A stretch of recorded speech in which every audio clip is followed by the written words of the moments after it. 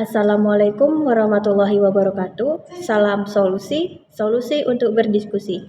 Perkenalkan, saya Aiwidari dengan NIM 0601232023. Saya mahasiswa Ilmu Perpustakaan Fakultas Ilmu Sosial Universitas Islam Negeri Sumatera Utara. Di video kali ini saya akan membahas tentang negara hukum dan rule of law. Nah, rule of law atau aturan hukum adalah prinsip hukum yang menegaskan bahwa kekuasaan negara harus diatur oleh hukum dan bahwa setiap individu dan entitas, termasuk pemerintah, harus tunduk pada hukum yang sama. Prinsip rule of law menekankan pentingnya keadilan, kepastian hukum, keterbukaan, akuntabilitas, dan perlindungan hak asasi manusia dalam suatu negara yang berdasarkan hukum. Dengan penerapan rule of law, diharapkan bahwa hukum menjadi landasan yang adil, transparan, dan dapat dipertanggungjawabkan bagi seluruh warga negara. Prinsip ini juga menggarisbawahi pentingnya pemisahan kekuasaan antara eksekutif, legislatif, dan yudikatif untuk mencegah penyalahgunaan kekuasaan dan menjaga keseimbangan kekuasaan dalam suatu negara. Secara keseluruhan, rule of law merupakan fondasi yang penting dalam menjaga stabilitas, keadilan, dan demokrasi dalam suatu masyarakat. Prinsip ini memastikan bahwa hukum dihormati, ditegakkan, dan diterapkan secara konsisten untuk melindungi hak-hak individu, mencegah penyalahgunaan kekuasaan, dan memastikan keadilan bagi seluruh warga negara. Karakteristik negara hukum yang juga dikenal sebagai rule of law mencakup beberapa aspek penting yang menunjukkan keberadaan sistem hukum yang kuat, adil, dan berdasarkan prinsip-prinsip hukum. Berikut adalah beberapa jenis karakteristik negara hukum. Yang pertama adalah kepastian hukum. Hukum harus jelas, dapat diprediksi, dan konsisten. Setiap individu harus dapat memahami konsekuensi dari tindakan hukumnya. Yang kedua adalah keadilan. Hukum harus diterapkan secara adil kepada semua individu tanpa diskriminasi berdasarkan ras, agama, jenis kelamin, atau latar belakang lainnya. Yang ketiga adalah keterbukaan dan akuntabilitas.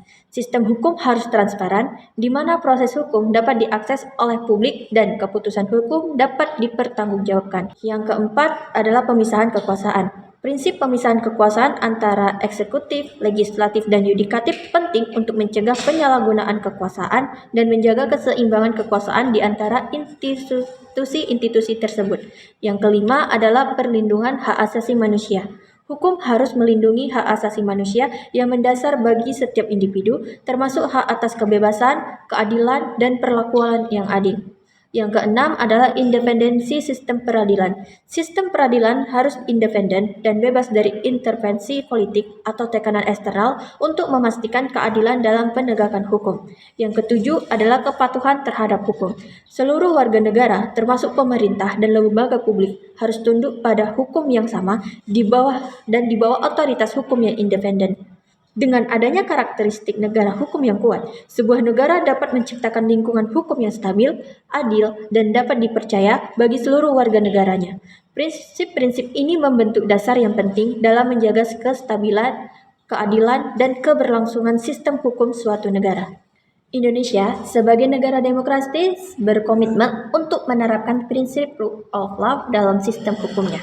Meskipun terdapat tantangan dalam penerapan rule of law, Indonesia telah mengambil langkah-langkah untuk memperkuat keadilan, kepastian hukum, dan perlindungan hak asasi manusia. Berikut adalah beberapa aspek yang menunjukkan Indonesia sebagai negara yang bergerak menuju rule of law. Yang pertama adalah konstitusi yang kuat. Konstitusi Indonesia, yaitu Undang-Undang Dasar 1945, menjadi landasan hukum utama yang menegaskan prinsip-prinsip demokrasi, hak asasi manusia, dan pemisahan kekuasaan. Yang kedua adalah independensi sistem peradilan. Pemerintah Indonesia telah berupaya untuk memperkuat independensi sistem peradilan dengan mendukung keberadaan lembaga peradilan yang bebas dari intervensi politik. Yang ketiga adalah perlindungan hak asasi manusia. Indonesia telah melakukan langkah-langkah untuk meningkatkan perlindungan hak asasi manusia, seperti membentuk Komisi Nasional Hak Asasi Manusia atau disingkat dengan Komnas HAM, dan mengadopsi berbagai peraturan untuk melindungi hak-hak individu. Yang keempat adalah pemberantasan korupsi. Pemerintah Indonesia telah gencar dalam upaya pemberantasan korupsi melalui lembaga-lembaga independen seperti Komisi Pemberantasan Korupsi atau dengan disingkat KPK, untuk menegakkan hukum secara adil dan transparan. Yang kelima adalah reformasi hukum.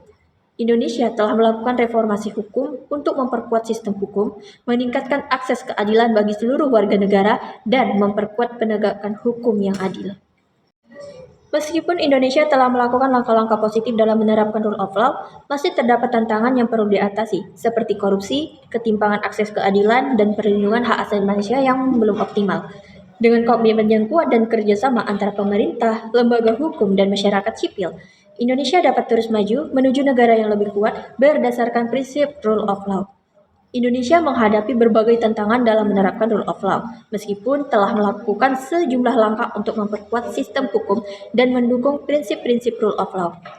Beberapa tantangan utama yang dihadapi Indonesia dalam menerapkan rule of law meliputi, yang pertama, pastinya korupsi. Korupsi tetap menjadi masalah serius di Indonesia dan menjadi hambatan utama dalam menerapkan rule of law. Upaya pemberantasan korupsi perlu diperkuat untuk memastikan penegakan hukum yang adil dan transparan. Yang kedua, pastinya adalah keterbatasan akses ke keadilan. Tidak semua warga memiliki akses yang sama terhadap sistem peradilan. Keterbatasan akses keadilan, terutama di daerah pedesaan dan bagi kelompok rentan, menjadi tantangan dalam mewujudkan keadilan bagi semua. Yang ketiga adalah ketimpangan hukum. Implementasi hukum tidak selalu konsisten di seluruh wilayah Indonesia. Ketimpangan dalam penegakan hukum dapat mengakibatkan ketidakadilan dan merusak kepercayaan masyarakat terhadap sistem hukum. Yang keempat adalah reformasi hukum. Diperlukan upaya lebih lanjut dalam melakukan reformasi hukum untuk memperkuat independensi lembaga peradilan, menyederhanakan proses hukum, dan meningkatkan efektivitas penegakan hukum. Yang kelima adalah perlindungan hak asasi manusia. Meskipun telah ada kemajuan dalam perlindungan hak asasi manusia, tantangan tetap ada dalam menangani pelanggaran hak asasi manusia, terutama terkait dengan kebebasan berekspresi, hak perempuan, dan hak minoritas. Yang keenam adalah kualitas sumber daya manusia. Peningkatan kualitas sumber daya manusia di bidang hukum, termasuk hakim, jaksa, dan advokat, juga menjadi tantangan dalam memperkuat sistem hukum Indonesia.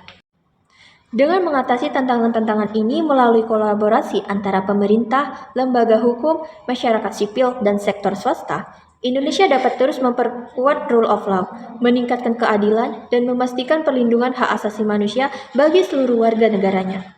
Jadi, kesimpulannya adalah negara hukum memiliki peran penting dalam menjaga stabilitas dan keadilan dalam masyarakat. Dengan adanya negara hukum, keadilan dapat ditegakkan secara adil dan setara. Hak asasi manusia dapat dilindungi dan kepastian hukum pun dapat tercipta. Hal ini menciptakan lingkungan yang stabil, aman, dan harmonis di mana masyarakat dapat hidup dengan damai. Negara hukum juga memberikan kepercayaan dan kepastian bagi pelaku bisnis dan investor yang dapat mendorong pembangunan ekonomi.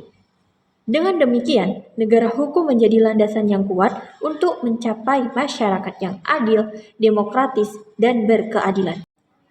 Setelah materi tentang negara hukum dan rule of law, ada satu pertanyaan yang menarik yang dapat menambah wawasan pengetahuan kita, yaitu jelaskan bagaimana yang disebut negara hukum rule of law versus bagaimana kalau negara tidak membuat hukum sebagai panglimanya. Kita ambil contoh negara yang menganut sistem rule of law itu adalah Indonesia. Nah, Indonesia sebagai negara hukum memiliki konsep rule of law yang penting dalam menjaga keadilan, kebebasan, dan kesejahteraan masyarakat. Konsep ini menekankan supremasi hukum, keadilan, dan egalitarisme, serta menentang pemerintahan berdasarkan keputusan individu. Pengertian negara hukum di Indonesia dapat dilihat dari pembukaan Undang-Undang Dasar 1945 yang menggambarkan tujuan bernegara, yaitu melindungi warga negara, memajukan kesejahteraan umum, mencerdaskan kehidupan bangsa, dan ikut menjaga perdamaian dunia berdasarkan kemerdekaan, perdamaian, dan keadilan sosial. Negara ini berkomitmen memberikan perlindungan hukum, keadilan, dan kesejahteraan termasuk melindungi hak asasi manusia. Gagasan negara hukum itu dibangun dengan mengembangkan perangkat hukum itu sendiri sebagai suatu sistem yang fungsional dan berkeadilan. Dikembangkan dengan menata suprastruktur dan infrastruktur kelembagaan politik, ekonomi, dan sosial yang tertib dan teratur, serta dibina dengan membangun budaya dan kesadaran hukum yang rasional dan impersonal dalam kehidupan bermasyarakat, berbangsa, dan bernegara. Untuk itu, sistem hukum itu perlu dibangun dan ditegakkan sebagaimana mestinya, dimulai dengan konstitusi sebagai hukum yang paling tinggi kedudukannya. Untuk menjamin tegaknya konstitusi itu sebagai hukum dasar yang berkedudukan tinggi, dibentuk pula sebuah Mahkamah Konstitusi yang berfungsi sebagai the guardian dan sekaligus the ultimate interpreter of the Constitution. Lalu, jika negara tidak menjadikan hukum sebagai panglima, maka situasi hukum negeri ini akan semakin karut-marut dan bobrok. Dari berbagai artikel web yang saya telusuri, Guru Besar Hukum Tata Negara Universitas Indonesia, Bapak Jimli Asyidiki, mengatakan bahwa hukum tidak lagi menjadi panglima karena politik dan ekonomi menghukum hukum itu sendiri. Hal ini membuat hukum tidak dapat ditegakkan dengan benar, sehingga negara dapat hancur jika penegakan hukumnya tidak tegak. Ada juga pendapat dari mantan Ketua Mahkamah Konstitusi Bapak Mahmud MD juga berpendapat bahwa hukum harus menjadi panglima. Beliau mengatakan bahwa jika hukum tidak ditegakkan dengan benar, negara dapat hancur dan pejabat yang tidak menjalankan hukum berkhianat baik terhadap bangsa dan negara. Ini juga menekankan bahwa hukum harus menjadi panglima dan masyarakat harus menjunjung tinggi supremasi hukum. Beliau mengatakan bahwa keadilan hukum bagi orang miskin sangat penting dan bahwa hukum harus dilahirkan untuk memberikan rasa keadilan bagi masyarakat. Dalam kehidupan kenegaraan, semua pihak harus menempatkan hukum sebagai panglima agar pelaksanaannya dapat lebih teratur dan terhindar dari berbagai bentuk penyimpangan maupun penyelewengan. Penegakan hukum harus berjalan secara objektif, profesional, proporsional, serta tidak tebang pilih. Dengan demikian, jika negara tidak menjadikan hukum sebagai panglima, maka situasi hukum negeri ini akan semakin rusak dan tidak dapat memberikan keadilan bagi masyarakatnya. Sekian dari video ini. Jika ada kesalahan, saya mohon maaf. Semoga video ini bermanfaat untuk kita semua. Saya akhiri. Assalamualaikum warahmatullahi wabarakatuh. Salam solusi. Sampai berjumpa kembali.